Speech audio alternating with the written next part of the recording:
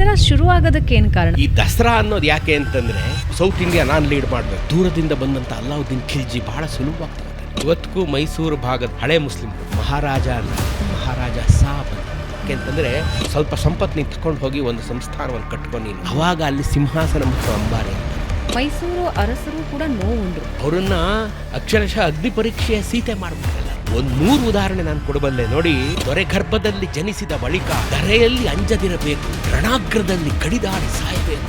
ಈ ದಸರಾ ಅಂದ್ರೆ ಏನಂದ್ರೆ ಇನಿಷಿಯಲಿ ಇಟ್ಸ್ ಚಿತ್ರದುರ್ಗದಲ್ಲಿ ರಾಜ ವೀರಮದಕರಿ ನಾಯಕ ಈ ದಸರೆಯ ಸಂದರ್ಭದಲ್ಲಿ ಒಂದು ಆಟ ಆಡಿಸ್ತಾ ಇದ್ದ. ಏನಪ್ಪಾ ಅಂತಂದ್ರೆ ಮಹಾರಾಜರು ತಮ್ಮ ಬಳಿ ಇದ್ದಂತ 30 ಅರಮನೆಗಳನ್ನ ಉಚಿತವಾಗಿ ಕೇಂದ್ರ ಸರ್ಕಾರ ಅಂಬಾರಿ ಮತ್ತು ಸಿಂಹಾಸನ 1800 ತನಕ ಅಂಬಾರಿ ಒಂದೇ ತರ ಇತ್ತು. ಸಿಂಹಾಸನ ನೋಡಿ ಭಾರತದ ಮೊದಲ ಎಲೆಕ್ಷನ್ ಕೌಂಟಿಂಗ್ ವೋಟಿಂಗ್ ಎಲ್ಲ ಮಾಡಿ 144 ಕೌನ್ಸಿಲರ್ಗಳನ್ನ ಆಯ್ಕೆ ಮಾಡಿ ಭಾರತಕ್ಕೆ ಪ್ರಜಾಪ್ರಭುತ್ವವನ್ನು ಪರಿಚಯ ಮಾಡಿಕೊಟ್ಟಂತ ಪುಣ್ಯಾತ್ಮ. ಇದು ನಾಡ ಹಬ್ಬ ಮತ್ತು ದಸರಾ 2 ಬೇರೆ. 1947ರಲ್ಲಿ ಜನವರಿ 9th was the initial date of independence.